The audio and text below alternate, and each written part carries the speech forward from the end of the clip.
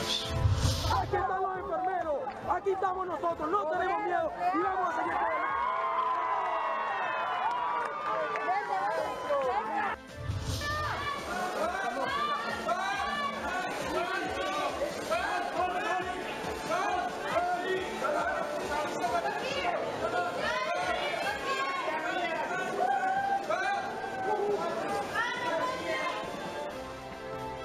Buenas noches, bienvenidos a TV Perú Mundo. Los saluda Josefina Townsend. Hoy nos acompaña Farid Cajat. ¿Cómo estás? Buenas noches. Comenzamos en Estados Unidos. El presidente Donald Trump no solo admitió hoy haber compartido información clasificada con Rusia, sino que remarcó su pleno derecho a hacerlo.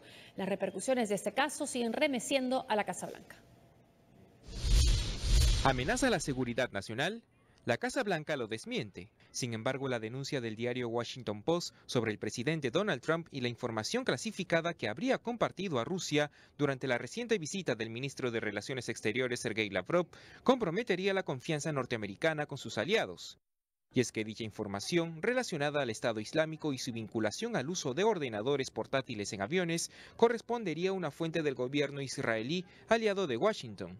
Más temprano, y desde su cuenta en Twitter, Trump defendió la publicación al sostener que busca una mayor participación de Moscú en la lucha contra el terrorismo. La oposición demócrata afirmó que Rusia no es amigo de los Estados Unidos y que el presidente Trump requiere de disciplina al tratar con los líderes mundiales.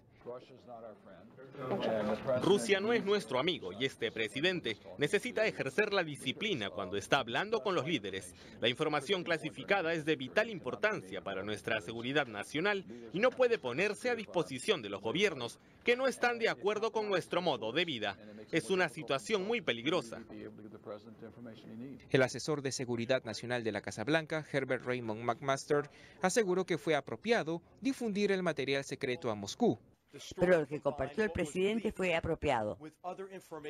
La nota combinó eso con algo que había sido filtrado de otra información e hizo una insonorización de fuentes y métodos. Así que yo quería aclarar que el presidente no había comprometido en ninguna fuente o método en esa conversación.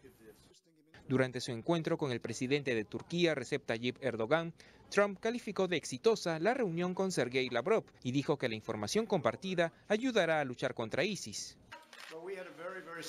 Tuvimos una reunión muy exitosa con el ministro de Relaciones Exteriores de Rusia.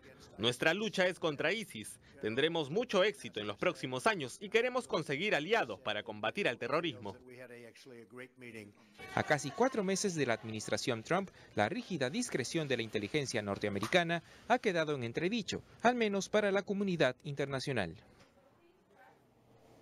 Bueno, y estas declaraciones las hace Donald Trump, estos tweets, cuando está por partir ya una gira por varios países, ¿no? Entonces muchos en la televisión estadounidense se preocupan, ¿no?, por estos encuentros que puede tener con líderes, con mandatarios extranjeros y qué puede decirnos. O sea, ya a ese nivel ha llegado la preocupación.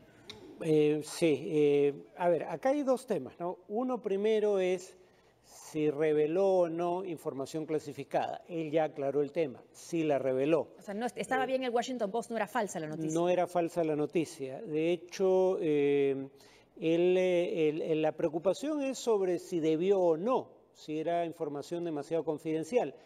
Luego McMaster sale a decir, pero no reveló fuentes ni métodos para obtener la información, que era lo que revelaría tus fuentes. Y claro, el tema de revelar tus fuentes es que las comprometes. O en otras palabras, si se divulga quién es el casi infiltrado, por ejemplo, dentro del Estado Islámico, pones en riesgo su vida. Estoy poniéndome un caso hipotético, pero por eso no se revelan las fuentes, ¿no? Claro. Pero lo que McMaster decía era irrelevante porque nadie dijo que Trump hubiera revelado fuentes y métodos.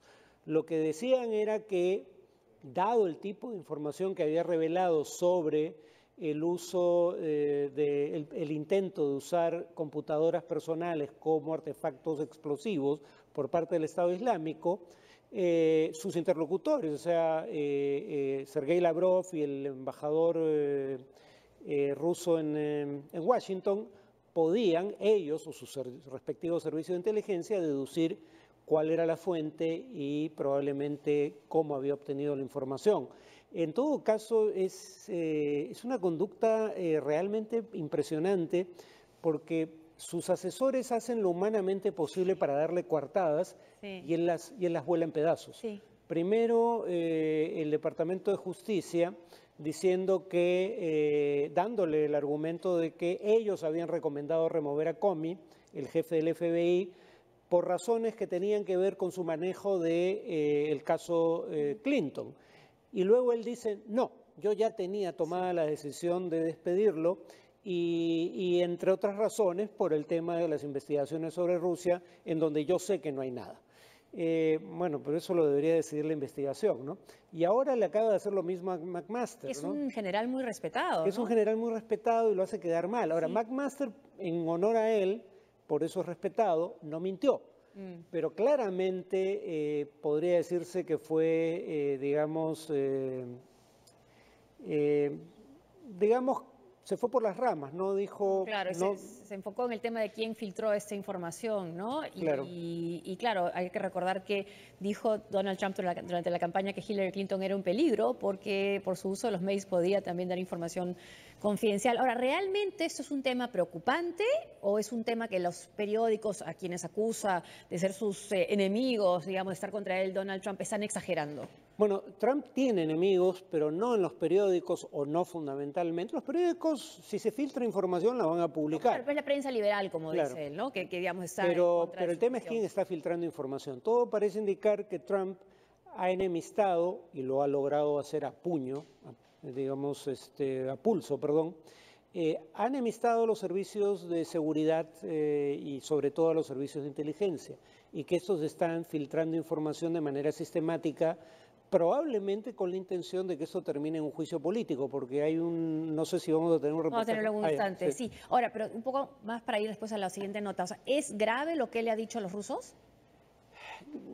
Bueno, el único tema ahí es cómo quedas con el aliado que te dio la información, que ahora todos sabemos fue Israel. Y que ha dicho McMaster que el presidente Trump no sabía quién era la fuente de la información.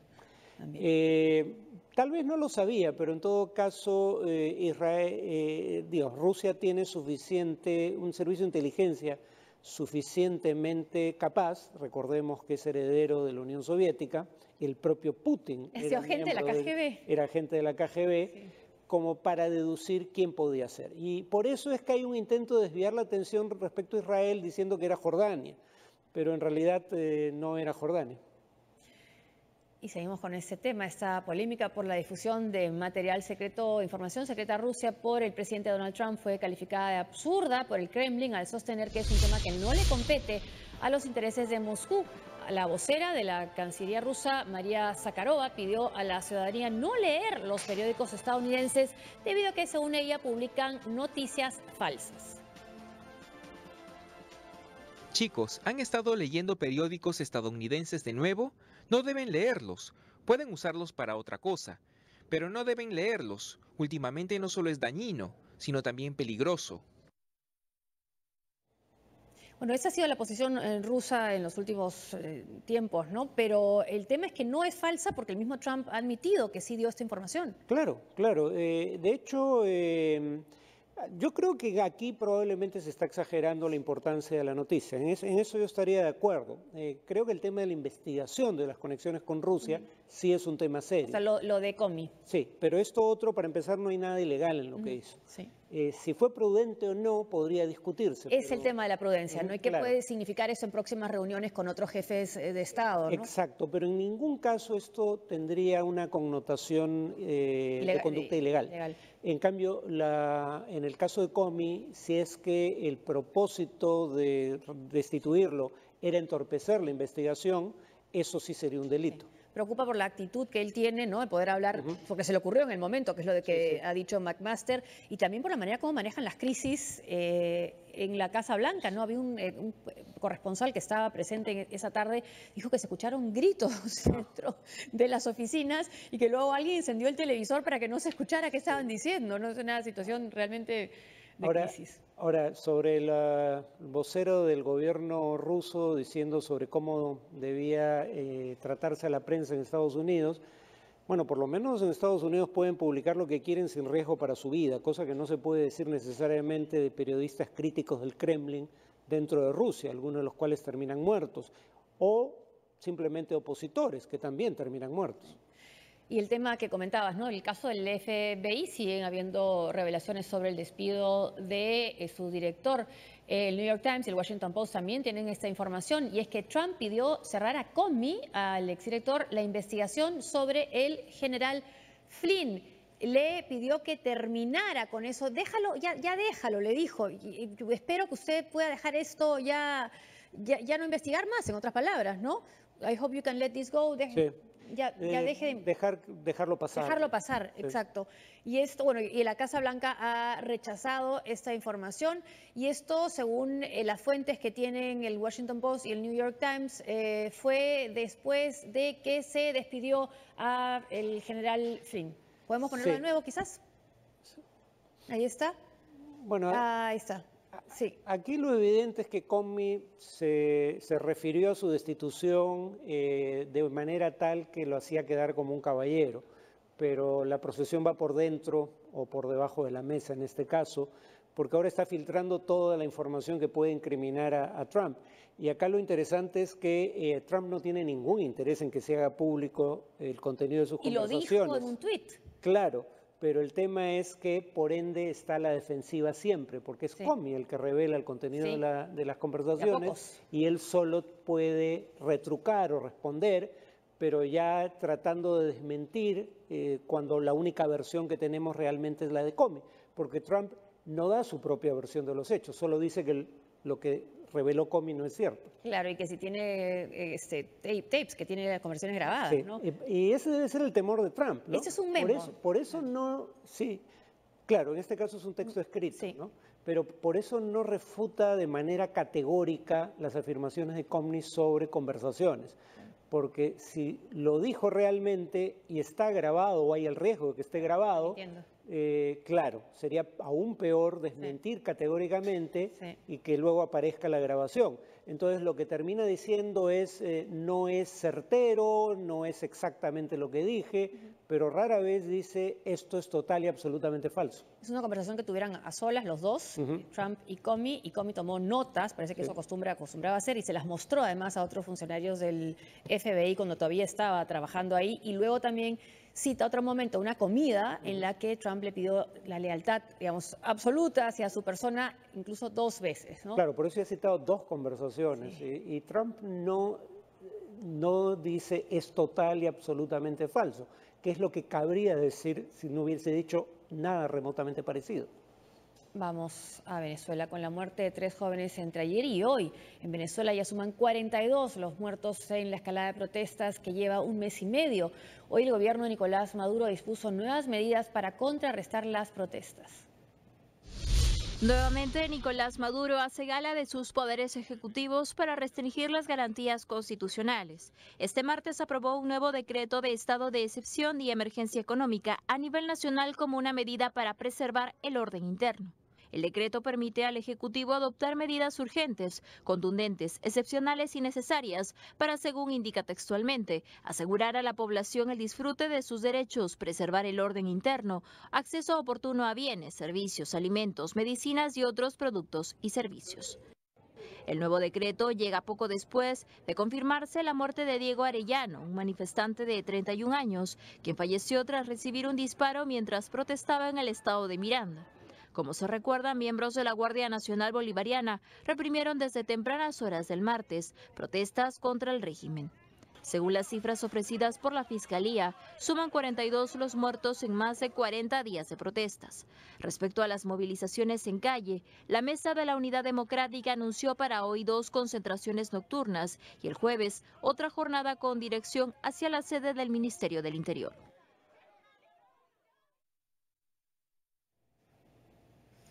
Y la represión gubernamental está ocultando graves casos de abusos de los derechos humanos. De acuerdo con Human Rights Watch y la ONG Foro Penal, 275 civiles han sido procesados en tribunales militares.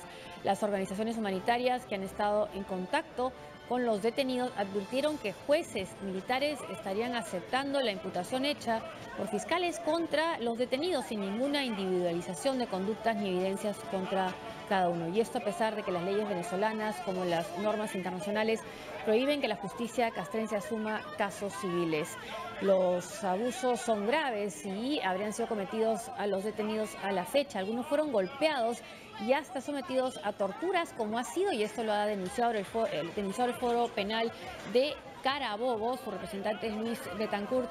Él ha dicho que incluso de un grupo de detenidos de casi 40, al menos una decena fueron obligados a comer pasta con excremento, lo que algunos asumen como una especie de represalia cruel por las llamadas bombas que lanzan con excremento, pukutovs, en la calle, a lo que han estado haciendo los manifestantes en contra de las tanquetas y de la Guardia Nacional Bolivariana. Esto ha sido denunciado por Luis Betancourt del Foro Penal venezolano. Y hoy el secretario general de la OEA, Luis Almagro, lanzó o emitió a través de sus cuentas en las redes sociales un mensaje nuevo sobre la situación en Venezuela. Acá está parte de este. El sistema interamericano nos obligan a cooperar, pero jamás a negociar la democracia. Especialmente cuando cada día que pasa arriesgamos nuevas tragedias humanas, una familia más desintegrada y una violación cada vez mayor a las garantías de las personas. Venezuela atraviesa una grave crisis social y política que es producto de la desinstitucionalización del país. Hemos exigido a la comunidad internacional, a la comunidad hemisférica y al gobierno venezolano para el cese de la violencia y la represión, la liberación de presos políticos, la apertura de un canal humanitario que permita atender las necesidades básicas e insatisfechas de su gente y para la... Ahora, no es el primer mensaje del secretario general de la OEA. Ahora insiste en lo inconstitucional que es someter a civiles a tribunales militares y también en la necesidad de elecciones generales anticipadas, ¿no? Y lo que él dice es, esta solución está en manos de los venezolanos, pero permanecer sin hacer nada es ser cómplices, ¿no? A nivel internacional, ¿no? No, y si el gobierno no quiere elecciones generales anticipadas, que le restituya sus facultades al Congreso y que convoque de inmediato las elecciones que ya debieron haber tenido lugar, ¿no? Las de gobernadores y las locales, o cuando menos que permita el referendo revocatorio, referendo que fue introducido en la Constitución por el chavismo y al que se sometió el propio Hugo Chávez. El tema es que, digamos, el gobierno dice no hay razón constitucional para adelantar las elecciones generales, pero el tema es que ya la Constitución no tiene vigencia para todo efecto práctico en Venezuela. Escuchemos justamente en Telesur trae estas declaraciones de Nicolás Maduro. Siendo él un político de un partido de la oposición venezolana, diputado electo en libres comicios de la democracia venezolana, sobre la base del poder electoral, el régimen electoral, las libertades públicas de la democracia venezolana. Señor Julio Borges, él ha asumido la convocatoria y el llamado a insurgencia y fue a los Estados Unidos, y debe saber Venezuela, y debemos aportar más datos precisos, ciudadano vicepresidente, compañero general en jefe Vladimir Padrino, sostuvo reuniones con los más altos representantes encargados del aparato militar de los Estados Unidos. No fue a hablar de paz, de democracia, no fue a hablar de respeto a Venezuela, fue a convalidar los planes de agresión interna y externa contra nuestra patria, compatriotas. Escuchen bien, Julio Andrés Borges, lo hago responsable ante la historia, ante la ley y ante el pueblo de todos los desmanes, de toda la violencia y de todos los planes de agresión internos y externos que en este momento es sometida a Venezuela. Venezuela debe saber quiénes están detrás de esta agresión, que hemos contenido. Bueno, habla de violencia y agresión y está sentado junto a dos personajes que son los que se están responsabilizando precisamente por esta represión en las calles, ¿no? Pero además... El presidente y el Vladimir Padrino, ¿no? A ver, ¿cuántas veces, que recuerde el televidente, cuántas veces ha oído decir primero a Chávez y luego a Maduro que Estados Unidos busca una invasión de Estados Unidos? Sí. ¿Cuántas veces puedes repetir el mismo cargo sin que la invasión se produzca y por ende te desmientas? Pero no. Siempre se pospone. Son 18 años de chavismo. Si no ha habido una invasión hasta ahora, presumo que no está por realizarse una. Pero además una invasión no es algo que pasa desapercibido. Tú tienes que amasar tropas en alguna frontera, tienes que movilizar navíos de guerra. ¿Dónde están las movilizaciones que anuncian una invasión? O sea, ¿cuántas veces puedes repetir, en otras palabras, para decirlo claramente, la misma mentira?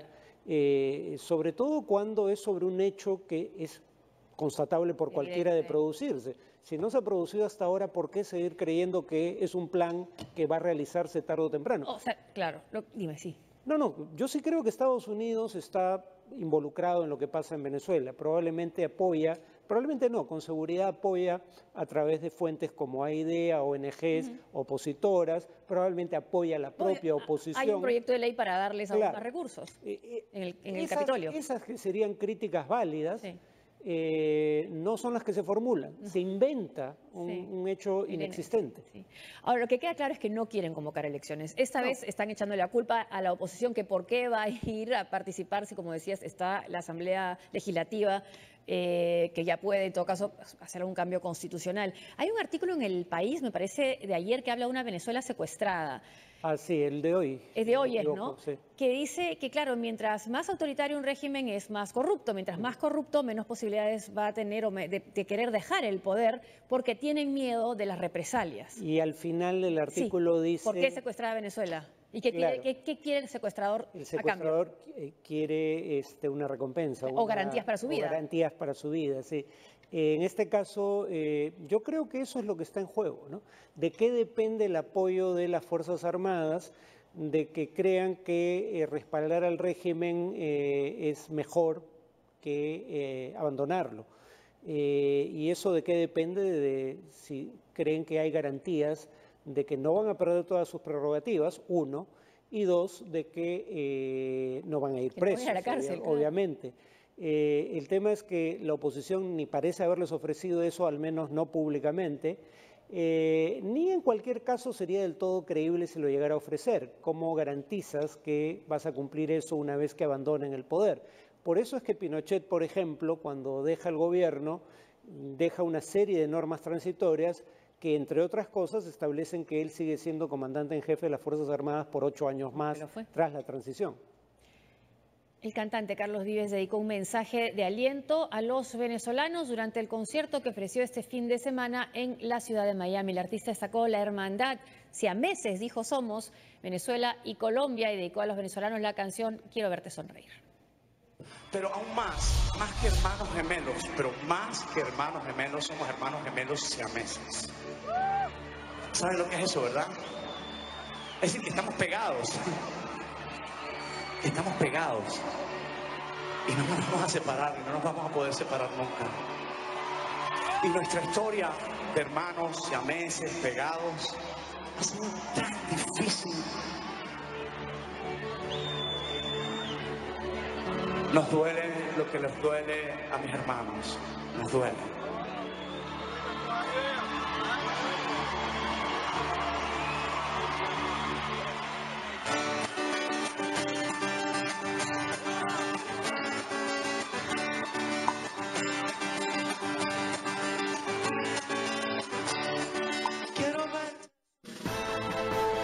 Una pausa y al volver. Estados Unidos y Turquía buscan reforzar lazos pese al desacuerdo sobre las milicias kurdas. Además, expertos rastrean la posible conexión norcoreana en el ciberataque mundial.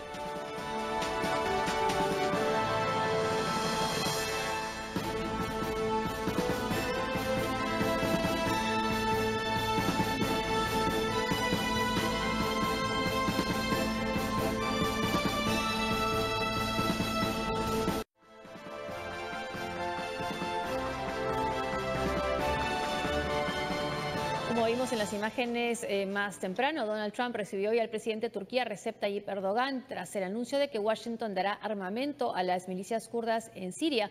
Pese a las sonrisas, el encuentro de Erdogan dejó en claro que no acepta esa decisión. La reunión Trump-Erdogan podría calificar como el reencuentro de dos viejos aliados tras el enfriamiento de los lazos bilaterales durante la última etapa de la administración Obama. Los halagos eran mutuos, suscribieron compromisos en la lucha contra el terrorismo del Estado Islámico y cenaron juntos. Posteriormente, Trump destacó el liderazgo de Ankara en el combate a ISIS y a la milicia kurda PKK. Los pueblos estadounidenses y turcos han sido amigos y aliados durante muchas décadas. Estamos a favor de Turquía en la lucha contra los grupos terroristas como ISIS y el PKK. Sin embargo, la armonía viró en tensión luego que el presidente turco rechazara que Washington entregue armas a las milicias kurdas, especialmente al grupo YPG, brazo militar que según la Casa Blanca y la Unión Europea colabora en la lucha antiyihadista. Tomar en consideración a los de YPG en la región nunca será aceptada por nosotros y va en contra de un acuerdo global que hemos alcanzado. Pese a este pronunciamiento, Trump saludó la victoria de Erdogan en el último referéndum de reforma constitucional que le otorgó mayores poderes presidenciales. Bueno, ¿cuál es la discrepancia aquí mayor entre Trump y Erdogan? Bueno, yo creo que Erdogan es un autócrata, parto de ahí. Pero creo que en el asunto de fondo tiene razón. Ajá. El YPG es un partido aliado y de hecho surgido en buena medida por influencia del PKK kurdo, del PKK que opera en Turquía. Y ese partido, el Partido de los Trabajadores del Kurdistán, conocido por sus siglas en kurdo como PKK, está en la lista de organizaciones terroristas de los Estados Unidos.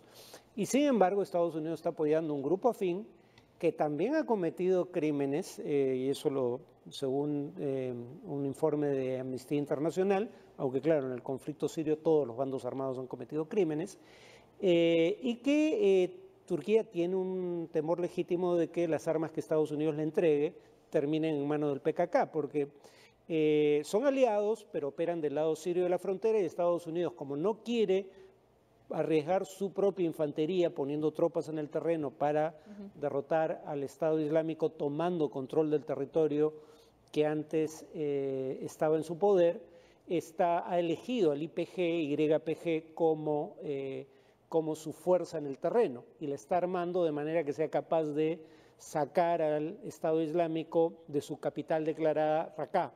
Entonces, lo que dice Erdogan es absolutamente cierto. Ahora, por el lado de Estados Unidos, viéndolo desde la perspectiva de Estados Unidos, si tú no quieres poner tus tropas sobre el terreno, el YPG era probablemente el aliado menos malo que podía encontrar, porque buena parte de los otros son grupos más bien islamistas radicales y el Ejército Libre Sirio, que era originalmente el grupo apoyado por Estados Unidos, está básicamente al borde del colapso, salvo en el sur del país. El presidente de Estados Unidos, Donald Trump, visitará Israel el próximo 19 de mayo como parte de su primera gira internacional, informó el asesor de Seguridad Nacional H.R. McMaster. También recorrerá la ciudad de Jerusalén, así como la ciudad de Belén. La cita coincide con la última crisis política registrada en Washington por la divulgación, lo que hemos comentado también, del material secreto a Rusia, cuya fuente también ha trascendido, sería el gobierno israelí. El presidente continuará luego hacia Jerusalén, donde se reunirá con el presidente Rivlin y pondrá una corona de flores en Yad Vashem. Con la gira del presidente, se reafirma el inquebrantable lazo entre Estados Unidos con nuestro aliado más cercano en el Medio Oriente. La verdad es que el viaje del presidente fue, creo que, no sé, un 5% del total de toda la conferencia de prensa que se dedicó fundamentalmente a lo que había dicho Donald Trump o no a el canciller ruso y el embajador ruso en Washington. Vamos a otro tema. El hacker que salvó al mundo del virus llamado WannaCry teme por su seguridad. El británico de 22 años pide ayuda y teme represalias de los creadores del virus que puso en alarma a más de 150 países el último fin de semana. El ciberataque masivo que afectó al menos a 150 países, que sufrió secuestros de documentos e información valiosa, provocando el colapso de importantes empresas, hospitales, transportes ferroviarios y aeronáuticas, lograron ser recuperados por este joven británico de 22 años que decidió salir del anonimato. Su nombre es Marcus Hutchins y se hace llamar MalwareTech, como el programa que creó y que ayudó a detener el mal virtual el pasado fin de semana. A su corta edad se desempeñaba en el Centro de Seguridad Cibernética Británica y ahora ha recibido decenas de ofertas de nuevos empleos en distintos países. Se describe como autodidacta, amante de las pizzas y jugador de Pokémon. Hutchins indicó que por ahora no todo es felicidad, ya que teme que los hackers que lanzaron el virus quieran tomar represalias, por lo que teme por su seguridad. Corea del Norte podría estar atrás del ciberataque global del viernes pasado. Expertos detectaron similitudes entre el código de WannaCry y el otro que se llamaba malware o Lazarus, ¿no? Creado en otros casos pirateados por ese grupo Lazarus, vinculado al régimen de Pyongyang. Las similitudes del código fueron encontradas por el investigador de Google, Neil Mehta, y las empresas de seguridad Symantec y Kaspersky, aunque no existen aún pruebas concluyentes. Por su parte, la Agencia Europea de Policía, Europol, advirtió que es muy pronto para especular sobre los autores del ciberataque, que aún no ha sido reivindicado. Y para comentar sobre este ciberataque masivo, estamos vía Skype con Eric Iriarte, abogado especialista en temas informáticos. Eric, buenas noches, bienvenido. Buenas noches, un gusto estar con ustedes. También. Eric, ¿crees tú que es Corea del Norte? Y hay cosas que llaman la atención, ¿no? Porque por el monto de la plata que han pedido, no parece un tema de delincuencia común, sino más bien una intención política. ¿Qué piensas?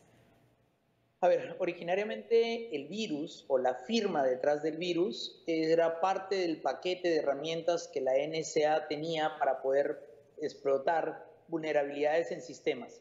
Esto ya se supo hace varios meses atrás. Wikileaks lo reveló porque los habían hackeado, valga la redundancia, a los de la NSA, y ya varias empresas, entre ellas Windows, habían hecho parches para evitar este tema.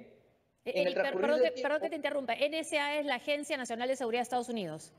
Así es. Así, la Agencia de Seguridad de Estados Unidos había encontrado vulnerabilidades en diversos sistemas operativos y había estado entrando a ver información, en teoría, para buscar terroristas, buscar personas que pudieran hacerle daño al gobierno norteamericano, pero que al final lo que hicieron cuando revelan esta información a través de Wikileaks es darle las herramientas a todo el mundo.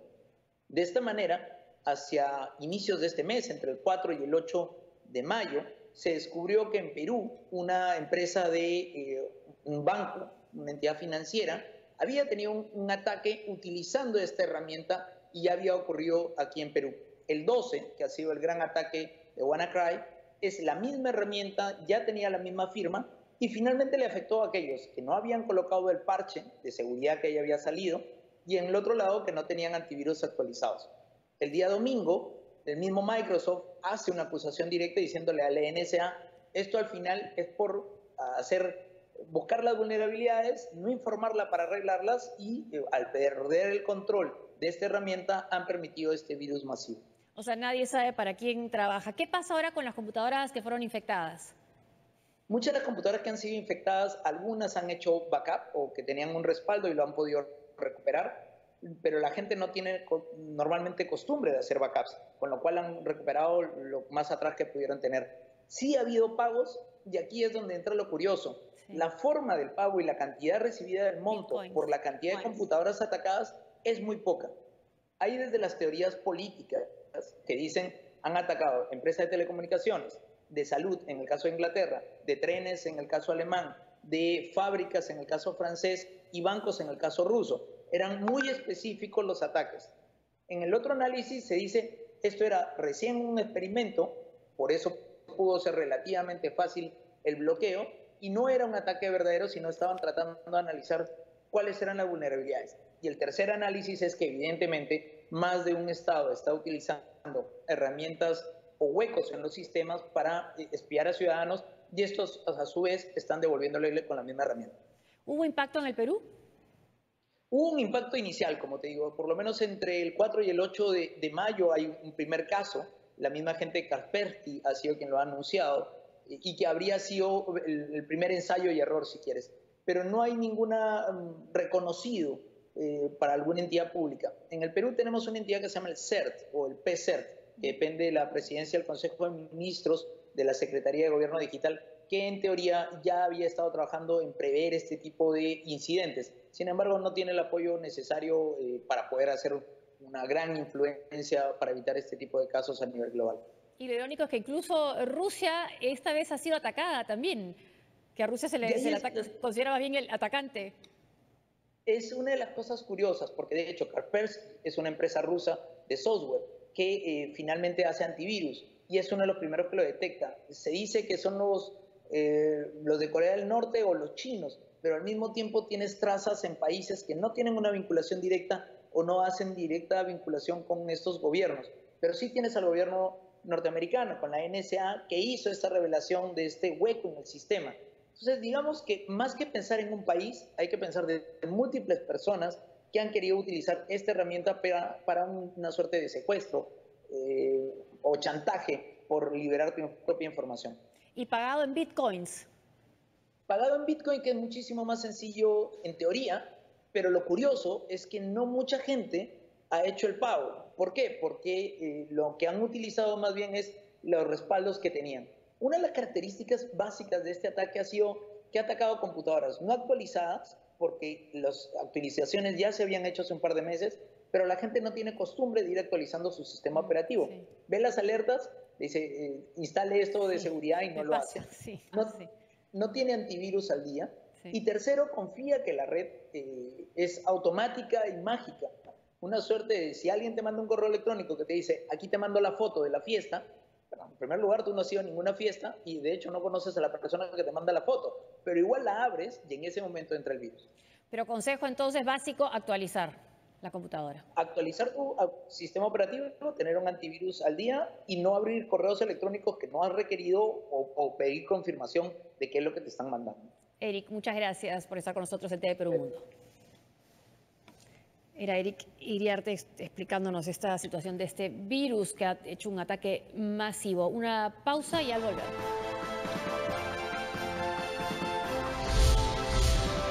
Periodistas mexicanos claman por seguridad y justicia tras un nuevo crimen. Además, una epidemia de cólera se suma a la tragedia que ya vive la población en Yemen.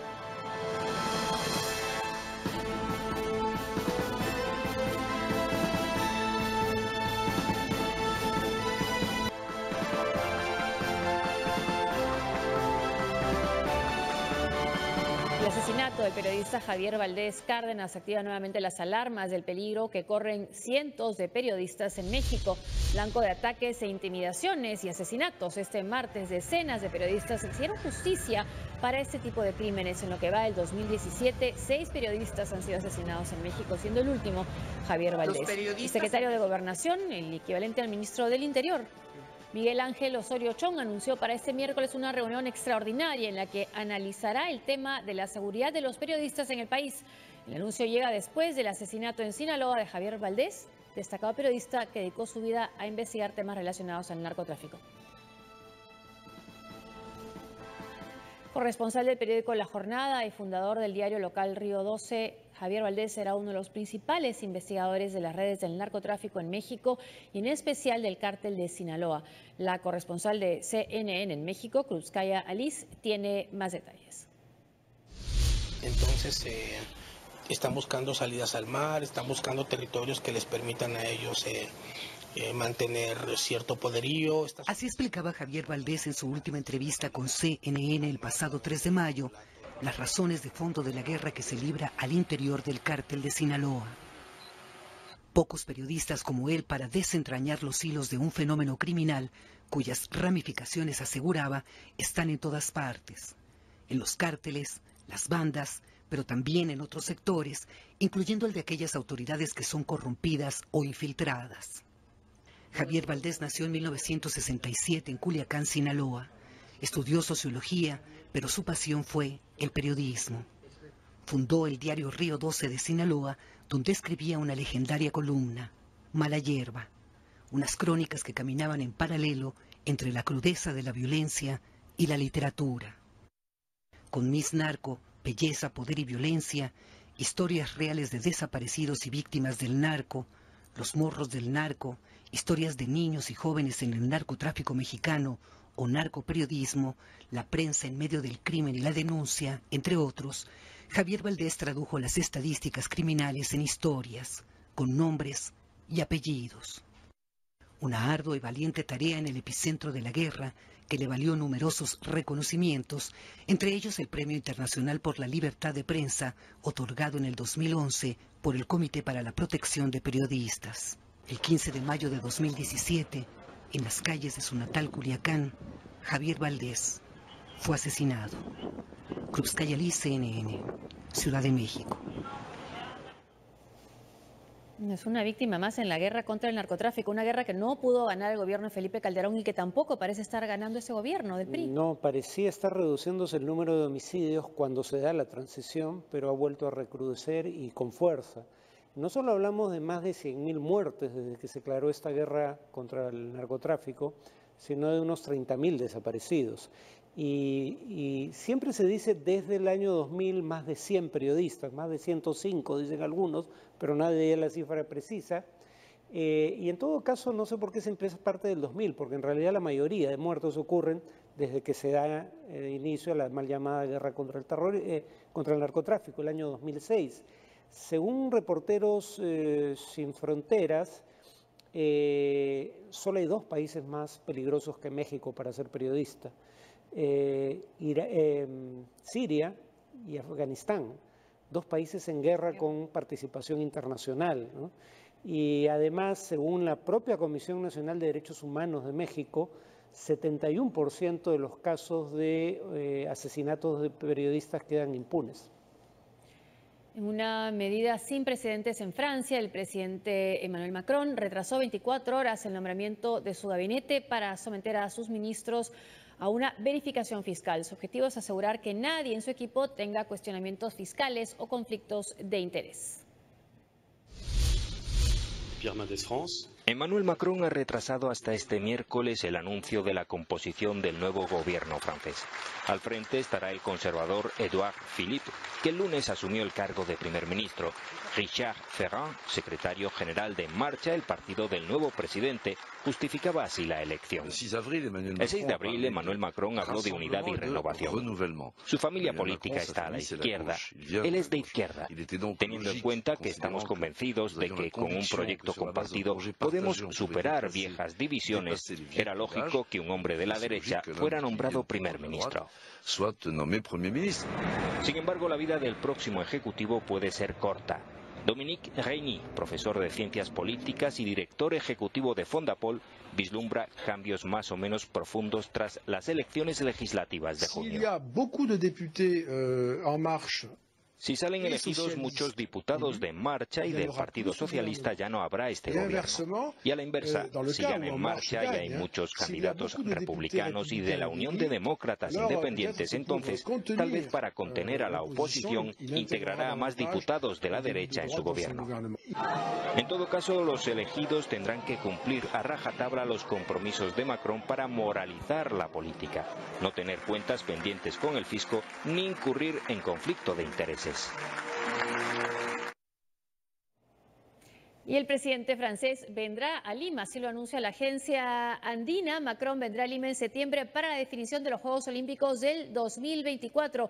La votación será en nuestro país. Aquí se dará a conocer qué ciudad será la sede de los Juegos Olímpicos del 2024. París es una de las candidatas y Emmanuel Macron es un entusiasta promotor de la ciudad de París como la sede de los Juegos Olímpicos. No lo es desde hace casi un siglo, así que es una fuerte candidata a París. Y estará acá Macron. Bueno, ¿para qué viene? Porque cree que tiene un aura con la que puede impresionar, ¿no? A falta de Obama, bueno, son Macrones aparentemente. Yemen ha declarado el estado de emergencia por una epidemia de cólera sin precedentes que ha cobrado más de un centenar de muertos y amenaza con seguir extendiéndose en ese país sumido en una guerra civil. Los pasillos de los hospitales de Yemen lucen abarrotados de pacientes con cólera, la enfermedad que amenaza con convertirse en una pandemia en pleno contexto de la guerra civil iniciada en 2015. En las últimas 3 semanas, 180 personas murieron a causa de este mal, según información del Comité Internacional de la Cruz Roja. Debido a la escasez de alimentos, un niño menor de 5 años fallece cada 10 minutos por causas que son evitables, informó la Organización de las Naciones Unidas. Hubo un aumento en el número de casos sospechosos de cólera en este país y diarrea acuosa aguda. Y como resultado de eso, incluso después de 3 o 4 semanas, tenemos 180 muertes y 8.600 casos sospechosos. Desde Nueva York, el vocero de la ONU, Christophe Boulierac, destacó los esfuerzos de UNICEF y la Organización Mundial de la Salud para frenar el avance de la enfermedad. Sin embargo, conforme crece la escalada bélica, aumentan los casos de cólera. Las autoridades sanitarias, el UNICEF y la OMS, junto con otros socios sanitarios existentes, están haciendo todo lo posible para responder a la crisis. Pero hay una tendencia creciente y esta vez el brote es mucho más agresivo que la última ola, registrada en octubre de 2016. En Berlín, el ministro de Asuntos Exteriores de Alemania, Sigmar Gabriel, se reunió con el primer ministro yemení y confirmó la donación de 125 millones de euros para mitigar los casos de cólera. En lo que va el curso de la guerra, más de 50.000 personas huyeron del país y 3 millones fueron desplazados. El Festival de Cannes recibe las estrellas del cine en medio de medidas de seguridad excepcionales.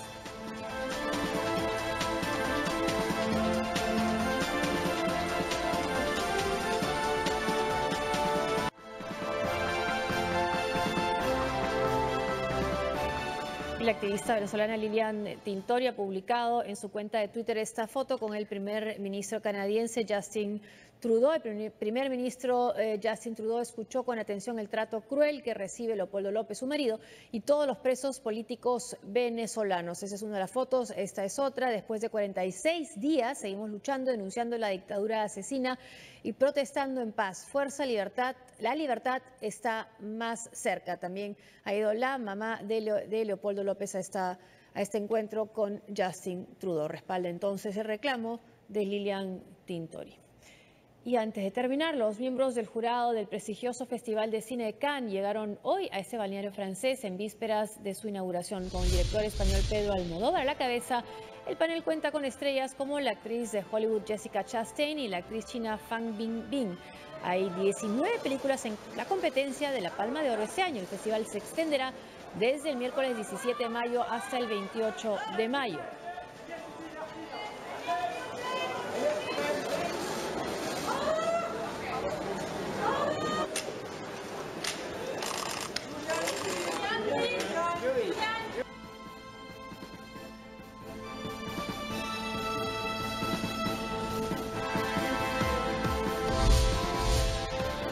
La seguridad para la edición número 70 del Festival de Cine de Cannes nunca ha sido más alta, según afirmó el jefe de la policía local. Los aficionados, que esperaban tener una buena visión de las estrellas de cine, se sintieron decepcionados después de que la seguridad retiró y cambió las escaleras usadas para asegurar posiciones.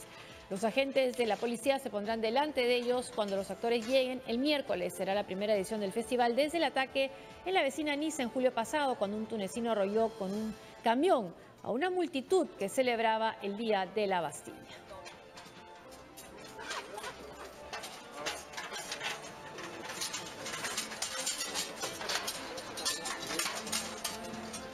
El príncipe Guillermo de Inglaterra visitó hoy la unidad infantil del Hospital Royal Marsden en el Duque de Cambridge.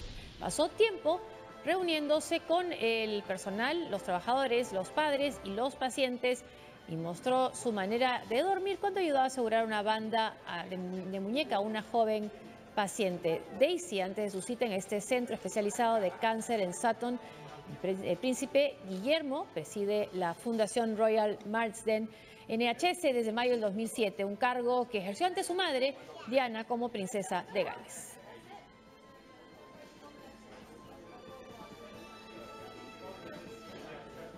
Y hasta aquí el programa. Muchas gracias por acompañarnos. Gracias, Farid. Hasta mañana. Buenas noches.